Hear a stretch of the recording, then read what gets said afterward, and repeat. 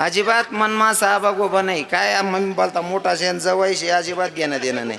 हो नाही ते आपला बोलतात रावण्या करण्यापट्टीच आपला बाकी ना ते नाही भाऊ.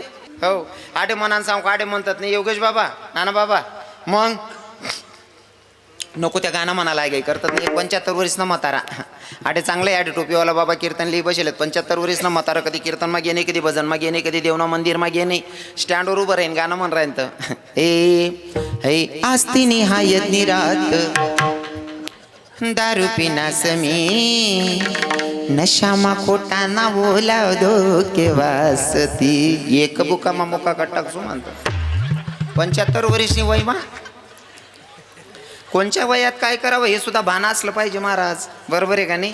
75 वर्षचा म्हातारा म्हण राहीन ता हे धोकेबाज धोकेबाज धोकेबाज जवती रती 75 वर्षनी वय मा. अरे चाल जर ती आवडली तर भाव आपले टाकायचे. तेरे प्यारे में मैं काना दीवानी हो गई तुझे देखते ही प्रभु मस्तानी हो गई तेरी वास्ती में काना घर छोसना. तरुण भाऊसले जर एकात पोरणी व्हॉट्सअपले ब्लॉक कर या अंधारामा बट्टच बितडा नाडे अंतडे बडी बडी गुणगुणावतस. हे पाखरा आजाद केलंय तुला बावरे तू नाही आजाद कर रे दादा. ती ऑलरेडी आजादच होती रे. तिनं पक्क ठरेल होतं बानाट सुरत नाल मन लगीन निबुंदी मी वाढायला लावू सुबा असं हा नाव कोपरा बटीन म्हणस पाखरा आजाद केलं तुला.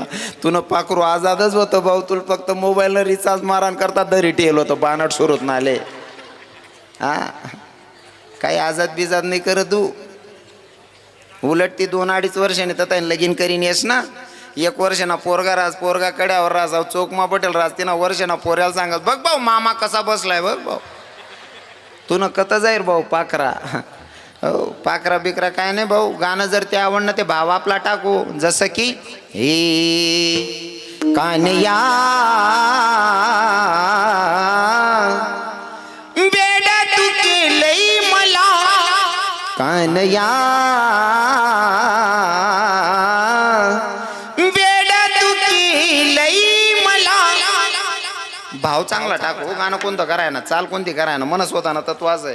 हो आणि खरं जाऊ का वारकरी संप्रदाय ना थोडा नेमना बाहेर चालणार जास मी. पण जर तरुण भावांना आपल्यात आणायचं असेल तर काही काही गोष्टी त्यास ना म्हणले आवडतील तसं करणं पडीन तो ते आपला माहिती. आणि आपण त्यासले आवडायला लागूत का मग आपला नियम शिकाडा ना. त्या येवान पहिले जर आपण त्याले नियम सांगत ना त्या सांगते ना पकवा आवटाय पण गयामा धडकायली मी चाल नको. हां म्हणून त्यांच्यासारखं थोडं व्हावं लागेल नाही का. हां आता झालं महिला पुरुष मंडळींचं. हां म्हातारा बाबासनं तरुण भाऊसनं आणि तुमनं बहिणीसवर तुमना गाणं बाप रे बाप. पहिल्या बाया नेंता नेंता बी गाणं म्हणत माऊली बाबा. हो नेंता नेंता बी रस्ता तरी चालता चालता बी त्याच ना बजनेर आहेत. हे जाते मी भेटाया विठू माऊलीला जाते माहेराला माझ्या जाते माहेराला जाते माहेराला माझ्या जाते माहेराला जाडो जाडी पांदो पांदी सांगा पाखरानो पंढरीची वाट मला दावाची मन्यानो जाते मी बेठाया विठू माऊलीला जाते माहेराला माझ्या जाते माहेराला. पहिल्या बाया गाणं म्हणत पहिल्या बाया गटावर बी गाणं म्हणत ना गट्यावर ना गाणं सुद्धा तसाच राहत. त्या गाण्यास माय बी काहीतरी संदेश राह. हो एक ओवी म्हणी देखाडच तुमले जुन्या म्हातारीशना ध्यान माई जाई. पहिल्या बाया गट्यावर गाणं म्हणत आजी माय बरोबर हसायला लागे. हे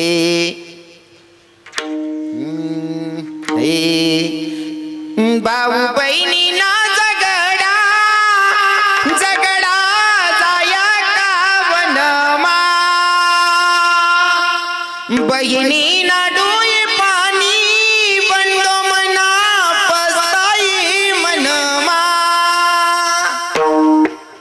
कितला भारी संदेश आहे नाही का. नाही ते आत्याने बाया गाणं म्हणतीस पोरले झोपळा टाइमले बी सोडी दे ये झुमकीतून चाल नाचू नको पोरेस मजार. काय वयन लागे त्या पोरसले.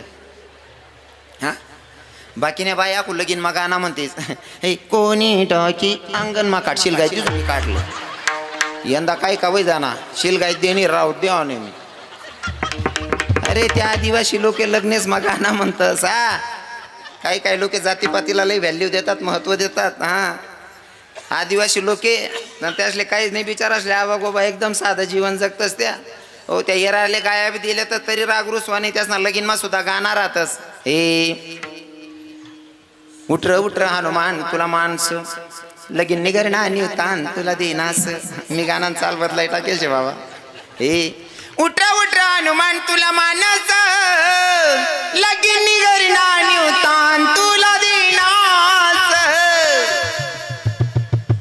लगीनमा सुद्धा देवना गाणार राहतस इथला नम्र लोके राहतस ना त्याच ना लढाया का वैल राहत ना तरी सुद्धा येराना लगीनमा वाजा वाजना का नाचानं सुरू आपला असा विनबिन करीन उभा राहतं एखादा साला नाही ते मग कोणतरी जातच चला ना भाऊसाहेब चला ना नाही आपल्याला ते जमत नाही तू निघ रे तू कर रे काय इथला ताठारास बाकी ना ते जवळ इथला पॉम मारतात जवळ म्हणजे त्यासले असं वाटत ना मोठं लायसन भेट घेऊ आमले हो सालीनच दाखला साला ना कोणा लग्न राहणार ना लग्न मासा ते लोके जेवतच पंगत चालू शे ना पंगत ना असा घरघरात फिरस सासरा विचारस का हो जवाय बापू तुम्ही जेवणात नाही मला कोणी विचारलंच नाही का बा तुला पुटीन पाटा बांधा घ्यात त्या लोके खाय राह ना तू चेंदिले रे बुक्या बुक्या वातडा वै जाशीर तू खा रे काय ताट असे लोक असले काही समजत नाही म्हणा आदिवासी भाऊसले काय घेणं देणं नाही बाबा वाजणार नाचानं चालू हो अरे बँड जाऊ द्या साधं नुसतं डपका वाजेना डिंक तरी बी नाचानं सुरू होई जाते अजिबात मनमा साबा गोबा नाही काय मम्मी बोलता मोठा शेण जवायशी अजिबात घेणं देणं नाही हो नाही ते आपला बोलतात रावण्या करण्यापट्टीच आपला बाकी ना ते नाही भाऊ आमनं जमत नाही आमनं सुतक तुटी जायला तू जा रे नाचिले रे बँड चालू आहे त्यामुळे नाचिले एन्जॉय करले हो काय ना गरीब ना पोऱ्यानं जमणं ना त्यांना मग आपण आनंद लिहिलो म्हणजे भगवान दखी राय ना काही का अशा ना भाऊ गरीब ना आनंद मानी राय ना तुम्हाला जर पोऱ्या तरुण होई ना तुम्हाला पोऱ्यानं वरीच 12 महिना मग भगवान जमाड देईन पण काही लोकेशन नीती इथली गंदी रास ना एखादा ना पोऱ्यानं जर जमी ना वट्टावर बडी विचार करतो हो तीन बाई आपण चाच भर नाही कस काय उपाडी रे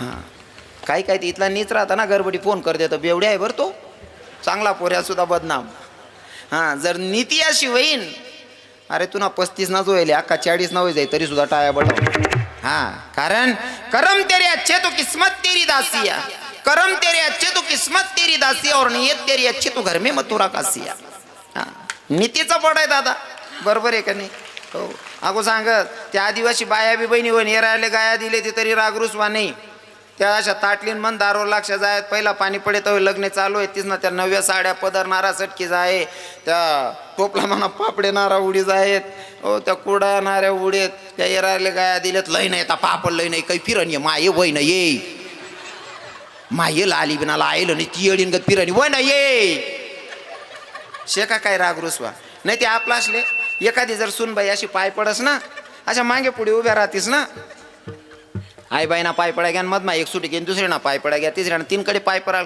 नको माय त्या चिकनीच ना पड ओ बापरे 2च मिनिटं मग मरी गई तू तिथला मा हा कितला वायबार धंदा आहे पड राही ना पाय पडी ना थांब ना थोडा धीर धर ना चा ना कब्बी असा देवाय घ्या एखादी मागे राही गई ध्यान नाही बोय आपण माती ही गई कोणी बाईन सांग हो बहीण ती बाई राही गई माय लई गई गुपचूप चहा पेव ना नको माय तिसल्या पास मी कोण शे तू पिले नाही ते बिगरची आणि वातडी विजाशी नको मोठा घे ना पांदडा वाचू बाकीने बाया 150 ना राहती बरं या मालेगाव मग तशा बाया नाही देस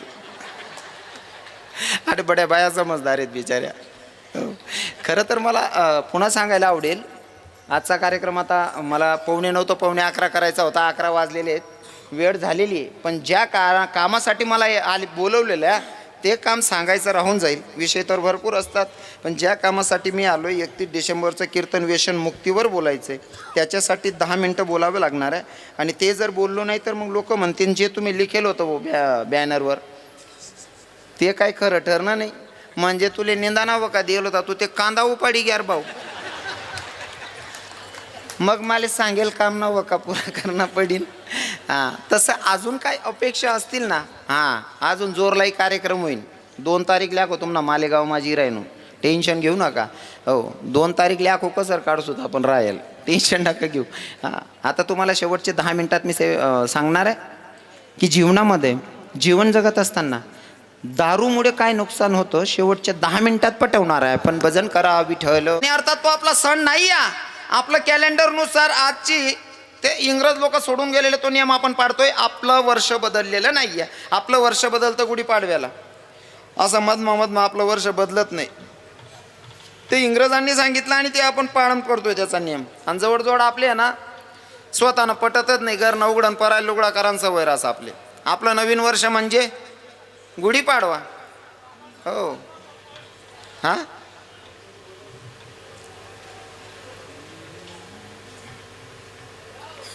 कोणीच बोलू नका. ते फक्त 10 मिनटं सगळ्यांच्या पाया पडतो. 11 वाजलेले आहेत. मला 11:15 सांगता करायची. कुणीही बोलू नका, कारण तुम्ही बोलल्याच्या नंतर मला 1 मिनटं इकडे तिकडे बघायलाच लागून जात आहे. म्हणून कोणी बोलू नका मायबापू. हो, आजचा 31 डिसेंबर काही पोरं पार्ट्या करत असतील तर आजचा दृष्टांत तुमच्यासाठी, तरुणांसाठी.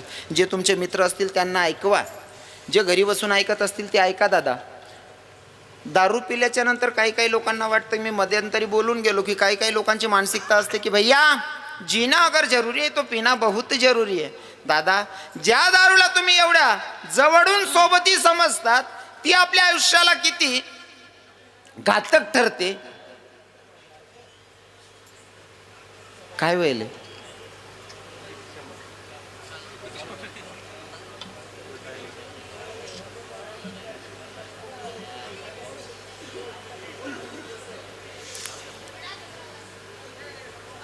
बोलू नका, बोलू नका. सगळे हिंदू भावांना पाया पडून विनंती आहे, कोणी बोलू नका. काही मित्र असे असतात की तुम्हाला भगवंताच्या मंदिरात नेतात आणि काही मित्र असे असतात की तुम्हाला बियर बारमध्ये नेतात. पर तुम्हाला सांगतो, दारू किती घातक असते. आज बरेच भाऊ दारू पितील आणि किती भावांच्या घरामध्ये आज भांडणी होतील आपण कल्पनासुद्धा करू शकत नाही. दारू पिणाऱ्याला असं वाटतं, पहिला पॅक पिल्याच्या नंतर वाटतं मी दारू पितोय, दुसरा पॅक पिल्याच्या नंतर वाटतं मी दारू पितोय, नंतर तिसरा पॅक सांगतो तू नाही पित, आता मीच तुला पितोय. मग तिसरा पॅक सांगतो मी आता तुला प्यायला सुरुवात केली, चौथा पॅक सांगतो तुझी इज्जत पितो, पाचवा पॅक सांगतो मी तुझ्या बायकोचा कुंकू हिरावतोय. म्हणजे प्रत्येक पॅक आपण सुरुवात अशी केली की आपण दारू पितोय, नंतर दारू आपल्याला प्यायला सुरुवात करते. आणि जर का तरुण भाऊ दारू पित असेल तर किती संसाराचं वाटोळं होतं. लक्षपूर्वक ऐका. असाच एक दादा,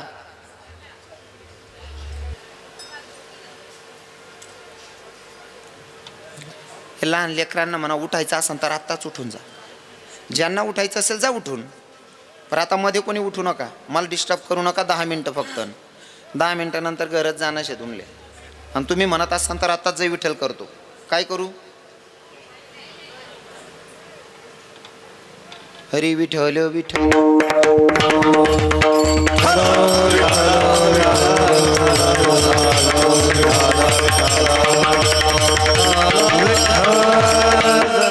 काही मित्र चांगले आहेत त्या मंदिरात नेतात, काही मित्र आजही बियर बारवर नेतात. मित्र सगळेच चांगले असतील असं नाही, मित्र सगळेच वाईट असतील असंही नाही. मित्र असावा की तो आपल्याला चांगलं शिकवणारा. फॉर एक्झाम्पल, जर एखादा मित्र दारू पित असेल तर दुसऱ्या मित्रानं त्याच्या कानाखाली वाजवली, समजावं मित्र खानदानी या. आणि एखादा मित्र दारू पिऊन येतो, दुसरा मारतोय, त्याला तिसरा सांगत ए नको मारू रे, मोठाला ना पिरायना समजिले हो अहो नीचे रे. मित्र तो असतो की मित्राला कधी चुकीच्या मार्गाने जाऊ देत नाही, कानाखाली वाजून माघारी फिरवतो, तो खानदानी मित्र असतो. हो, आणि चांगले मित्र कधी चुकीचं काम करत नाही. मित्र जीवनाचा आधारही बनतात, आधारस्तंभही बनतात, आणि मित्र संसाराचं वाटोळंही करतात. तसाच एक दादा. आणि खरं सांगू का, या दारूनं सत्यानाश केला. 31 डिसेंबर हो, काही करतात आम मावशेला. सर्व पित्रे आम मावशा म्हणजे बेवडांचा सण आहे. 31 डिसेंबर म्हणजे बेवडांचा सण आहे, दारुड्यांचा सण आहे. दारू पिणारे एवढ्या खालच्या स्तराला जातात ना. आणि अजून तिसरं ठिकाण सांगतो, हळदीच्या बँडमध्ये. हळदीच्या बँडमध्ये एवढे लहान पोरं दारू प्यायला लागले ना. इथं बसलेल्या सगळ्या काकांना, सगळ्या मावशींना मला विचारावं वाटतंय, कोणत्या बापाला असं वाटतं माझ्या लेकरानं दारू पिली पाहिजे? वाटतं का कोणत्या बापाले? कोणत्या मायला वाटतं माझ्या पोरानं दारू पिली पाहिजे? तुमच्या पोरानं दारू नाही पिली पाहिजे असं प्रत्येक बापाला वाटतं, प्रत्येक मायला वाटतं. पण तुमच्या पोराच्या लग्नात किंवा तुमच्या पोरीच्या लग्नात तुम्ही दारू आणतात आणि दुसऱ्याच्या पोरांना दारू पाजून नाचवतात, कितपत योग्य आहे?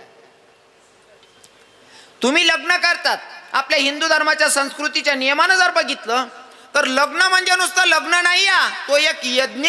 आणि यज्ञामध्ये जर तुम्ही दुसऱ्याच्या पोरांना दारू पाजून नाचवत असाल, मला नाही वाटत तुमच्या लेकरांचा संसार सुखात जात असेल. दादा माफ करा, माझं जरा रोकडा काम आहे. त्या यज्ञामध्ये जर दारू पाजून नाचवशाल तर आपल्या लेकरांचा संसार सुखात जात नाही. म्हणून सगळ्या मायबापांना विनंती असेल की हळदीमध्ये दारू पाजू नका. ते कुठंतरी थांबलं पाहिजे. कारण या हळदीच्या बँड पासून 15-15, 16-16 वर्षाची पोरं दारू प्यायला लागली. रस्त्यानं चालायचं ना, बरीच पोरं दारू पिलेली दिसतात. काही तर 20-20, 22-22 वर्षाचे पोरं रस्त्याला दारू पिऊन पडलेले असतात. महाराज बघून अंतकरण जडतो. अरे हीच ती भूमी आहे का ज्या भूमीमध्ये राजे छत्रपती शिवरायांनी जन्माला यावं? ही तीच भूमी आहे का जिथं बापानं सांगावं, लेका तुला 14 वर्षाच्या वनवासाला जावंच लागेल, आणि बापानं सांगितल्याच्या नंतर 14 वर्षाच्या वनवासाला जावं लेकानं? ही आपल्या हिंदू धर्माची आणि भारताची संस्कृती आहे.